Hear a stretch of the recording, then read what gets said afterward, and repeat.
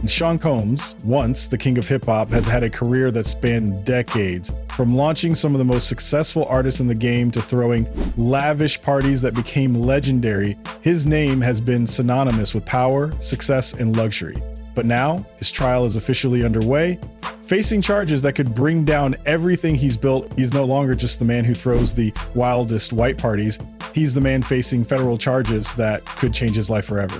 What happened between the glamorous world of private jets and VIP lounges and the courtroom drama that's about to unfold? Well, it all started with one woman, Cassie Ventura. Her lawsuit against Diddy changed everything. But that's just the beginning of this insane story. Well, Diddy has always been known for living larger than life. From the music mogul that built Bad Boy Records to the entrepreneur with his hands in everything from fashion to alcohol, he's been on top for years. But what the public didn't see was the dark side of his life that's now coming to light. This month, Combs is facing a jury of his peers charged with crimes so serious they could erase everything he's worked for. But before we dive into the details of those charges, let's talk about how we got here. It all started with a woman who wasn't afraid to speak out. Cassie Ventura, the R&B singer who dated Diddy for almost a decade, filed a lawsuit that rocked the music world. She accused Diddy of abuse, control, and manipulation, allegations that would soon set off a chain reaction of legal drama. But here's the twist. Just a day after news of the lawsuit went public, a settlement was reached.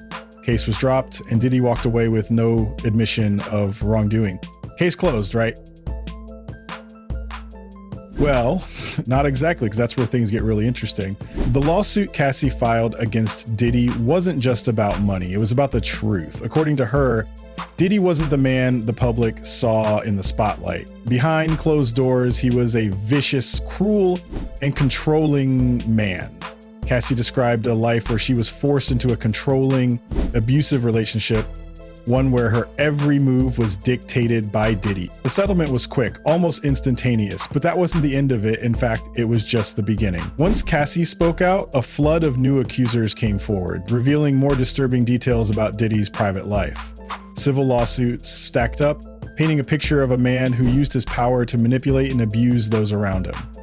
The floodgates were open, but what came next would shock everyone. Once Cassie's lawsuit hit the headlines, more women and men began to come forward with their own stories, and the picture they painted was far darker than anyone could have imagined. We're talking about allegations of sexual deviance, coercion, and even trafficking. The details were disturbing, with some accusers claiming they were forced into sexualized situations by Diddy himself. The moment these claims hit the public, federal prosecutors began investigating the allegations, and what they found only made things worse for Diddy. They weren't just looking at civil lawsuits anymore, they were building a criminal case, and what they discovered would lead to federal charges that covered years of alleged criminal conduct. In a dramatic turn of events, federal agents from Homeland Security raided two of Diddy's mansions, one in Los Angeles, the other in Miami. The raids were swift and intense, with guns drawn and agents seizing evidence. And the evidence they found, well, it's enough to make your jaw drop. Those claim that Diddy had a disturbing hobby, filming sexual situations, some of them with people who may not have consented. According to federal officials, Diddy filmed these encounters, capturing them for reasons that remain unclear, but are now part of a massive criminal investigation. The evidence seized included electronics, tablets, phones, hard drives, and a whole lot of other material that prosecutors plan to use against Diddy in the trial. And you know what? Some of those videos will be shown in court. Imagine that for a second. Those videos are about to go public, and prospective jurors are being asked if they're okay with watching what's on those tapes. If they are, they'll likely be seeing some incredibly disturbing material. So what's on these tapes? According to the prosecution, what Diddy filmed wasn't just your typical party footage. It was evidence of disturbing behavior. The criminal charges against him suggest he's been involved in what are described as freak-offs, a term that pretty much sums up depraved orgies involving both men and women. The details that have emerged are shocking. Diddy allegedly coerced women into participating in these parties, threatened them with violence if they refused, and even brought in male prostitutes to participate in these gatherings. To make it all even more disturbing, the rooms were apparently stocked with baby oil, IV bags to restore people physically, and full cleanup crews, indicating that these weren't just parties, but calculated events with a dark undercurrent. Now, Diddy's defense team has a very different story to tell.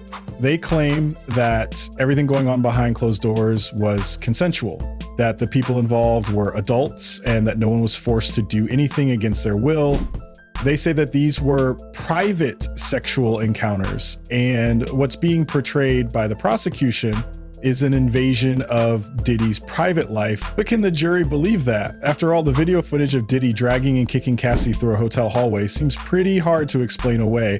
And let's not forget Diddy's own apology video where he said, "I hit rock bottom," and admitted that his behavior was inexcusable. His team is likely to argue that the video was a misunderstanding. But what about all the other allegations? How will the jury interpret the testimony of other alleged victims? Cassie Ventura is the star witness in this trial. She's already provided graphic testimony about what she says happened during her time with Diddy, including the infamous video of her being dragged through the hotel.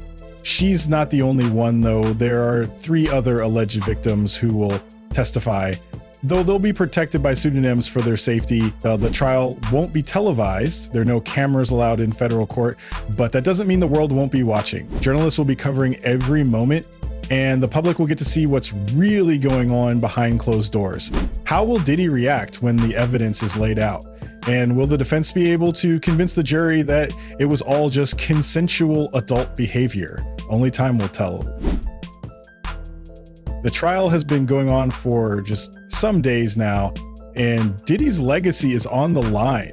The man who shaped the music industry, who influenced an entire generation, is now facing the consequences of his actions.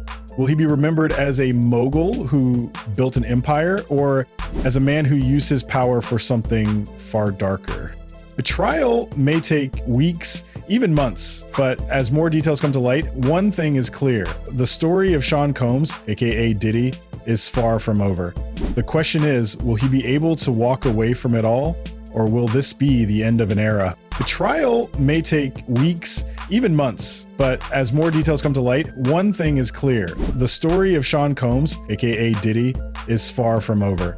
The question is, will he be able to walk away from it all, or will this be the end of an era? What do you think? Was this all just a series of misunderstandings, or is the truth darker than anyone imagined? Let us know in the comments below. And don't forget to hit that subscribe button to stay up to date with this intense story as it unfolds.